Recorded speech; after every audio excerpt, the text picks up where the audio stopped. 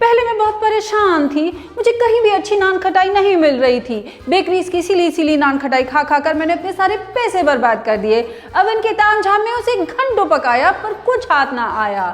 और फिर पहले लाइट और कलर तो लाओ। फिर मैंने करी रिसर्च दमदार और ढूंढ डाली रेसिपी एकदम मजेदार। बनेगी हमारी नान खटाई विदाउट एनी तामझाम और जिसका टेस्ट भी होगा एकदम कमाल। तो चलिए शुरू करते हैं। ये जो नान खटाई है ना, 400 साल पुराना इंडियन बिस्किट है। अब आप ये बताइए, अगर कोई चीज़ 400 साल पुरानी है तो क्या वो ओवन में पकती होगी? कोई ओवन था हमारे पास तब? बिल्कुल भी नहीं। तो एक देसी ओवन का जुगाड़ भी बताऊंगी आज मैं आपको, और इसी के साथ साथ मेरी नान खटाई की रेसिपी भी आपके साथ शेयर करूंगी। तो सबसे पहले तो आप नोट कर लीजिए कि इसके लिए इंग्रेडिएंट्स क्या क्या चाहिए होते हैं और किस रेशियो में हमें इसे चाहिए होता है। देखिए, इसकी कोई फिक्स्ड रेसिपी अगर मैं बताऊं ना तो ऐसी नहीं है। बहुत आसान तरीका होता है रेशियोज के साथ इन्हें बनाना, कि 1 कटोरी ये, 1 कटोरी ये, 1 कटोरी ये। तो अगर आपने 4 कटोरी लिया तो ये भी 4 कटोरी, ये भी 4 कटोरी। हुआ ना कितना आसान? तो चलिए फिर शुरू करते हैं। तो बेसिकली 3 खास चीज़ों की ज़रूरत होती है, और एक होता है मैदा, एक होती है चीनी और एक होता है देसी घी। इसी के साथ साथ फॉर अ फ्लेवरिंग एजेंट हम इस्तेमाल करते हैं इलायची का पाउडर, और बहुत लोग इसमें थोड़ा सा बेसन भी मिलाते हैं, बहुत लोग इसमें थोड़ा सा आटा भी मिलाते हैं, रवा भी मिलाते हैं।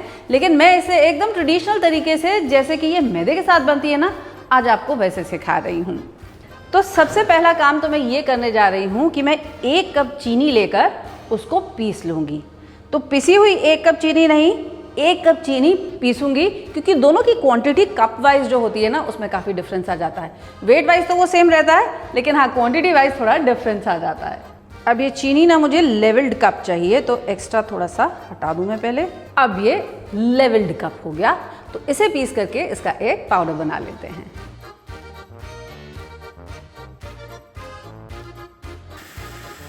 चीनी को हमको एकदम फाइन पाउडर कर लेना है, ये देखिए लाइक दिस।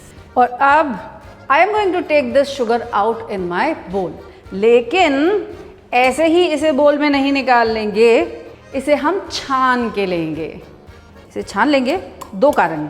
देखिए, पहला तो ये कि अगर इसमें कोई भी चीनी के दाने ऐसे होंगे जो पिसे हुए नहीं होंगे ना, तो वो भी निकल जाएंगे। And the second reason is, ऐसा करने से इसमें ढेर सारी एयर इनकॉर्पोरेट हो जाएगी।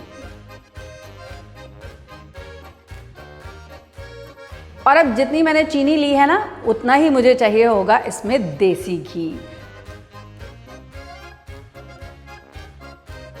और अब ये देसी घी और चीनी को हम अच्छे से फेंट लेंगे। अब आप चाहें, अगर आपके पास एक इलेक्ट्रिक विस्क हो तो उसकी मदद से ये काम कर सकते हैं, नहीं तो ऐसी बलून विस्क की मदद से ये काम कर सकते हैं। अगर ये भी ना हो तो परेशानी की कोई बात नहीं, अपने हाथों को इस तरह से विस्क की शेप में रखिए और इससे आप घी और चीनी को फेंट लीजिए, एग्जैक्टली वैसे ही जैसे हम बेसन फेंटते हैं या दाल फेंटते हैं। अच्छा, इसके लिए ना घी आपका जमा हुआ होना चाहिए, ना ही वो एकदम गर्म होना चाहिए। It should be room temperature. वैसे क्या आप जानते हैं, ये शब्द जो है ना, नान खटाई, ये बना है एक पर्शियन वर्ड नान।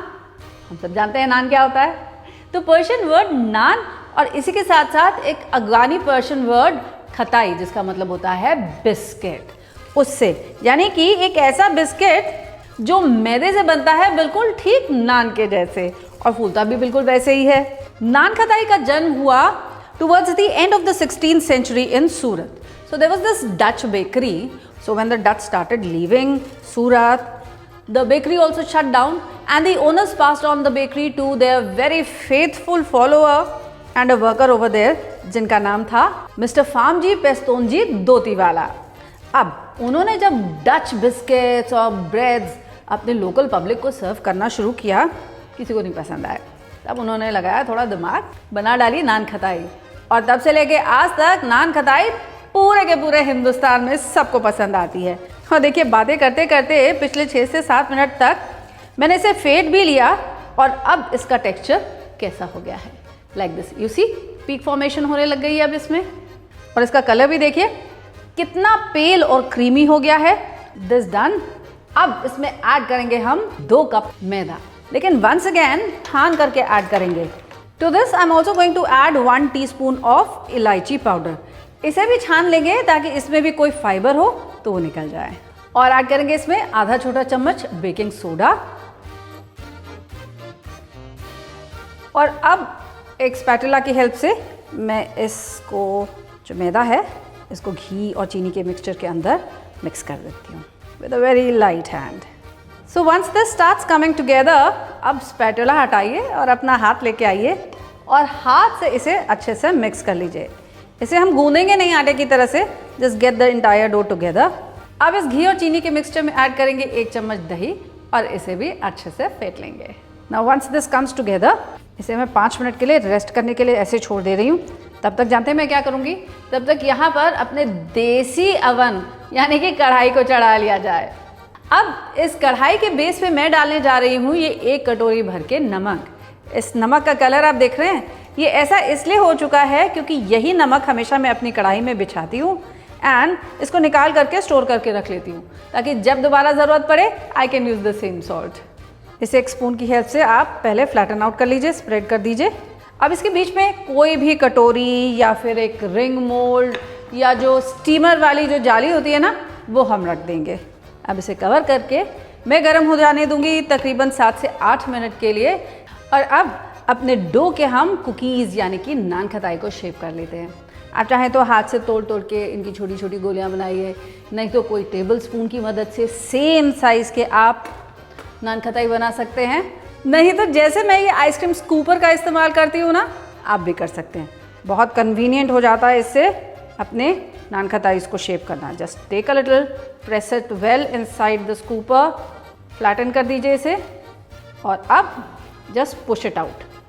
और ये देखिए कितनी कन्वीनियंटली हमारी नान खताई शेप हो जाती है। अब और नान खताई इसी तरीके से शेप कर ली जाए।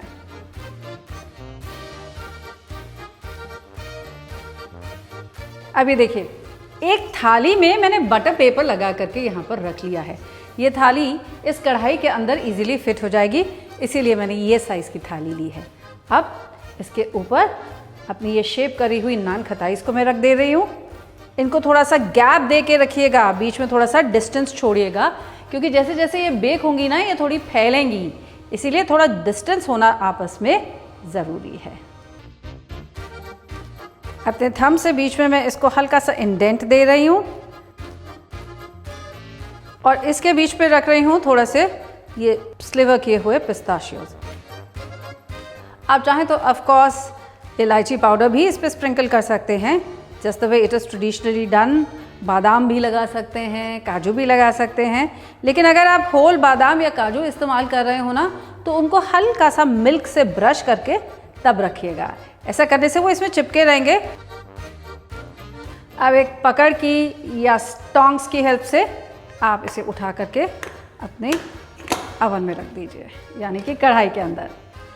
लिड लगाइए और अब आंच को कर दीजिए धीमा और इस हीट पे इसे हम पकने देंगे तकरीबन 15 से 16 मिनट के लिए, या तब तक जब तक हमें दिखाई दे कि अरे वाह हमारी नान खताई तो अच्छे से फूल भी गई है और ऊपर से इसमें हल्के से क्रैक्स भी आ गए हैं। अब अगर आप इसे अवन में बनाना चाहते हैं तो किस टेम्परेचर पे बनाएंगे, तो नोट कर लीजिए। Just in case you want to bake them in your oven, you need to bake them at a temperature of 170 degree centigrade in a preheated oven, just like this. पिछले 16 minute से मेरी नान खताई मेरी कढ़ाई में bake हो रही हैं। अच्छा सा हल्का सा गोल्डन कलर भी आ चुका है। अब इन पर इसे निकाल लेंगे और निकालने के बाद कम से कम 10-15 मिनट आप इसको इसी प्लेट पे ठंडा होने दीजिएगा और तब इसे उठाइएगा, नहीं तो ये टूट सकती हैं। अब ये देखिए कितनी सॉफ्ट बनी है, एकदम मुंह में घुल जाने वाली। It's got the perfect texture that I need and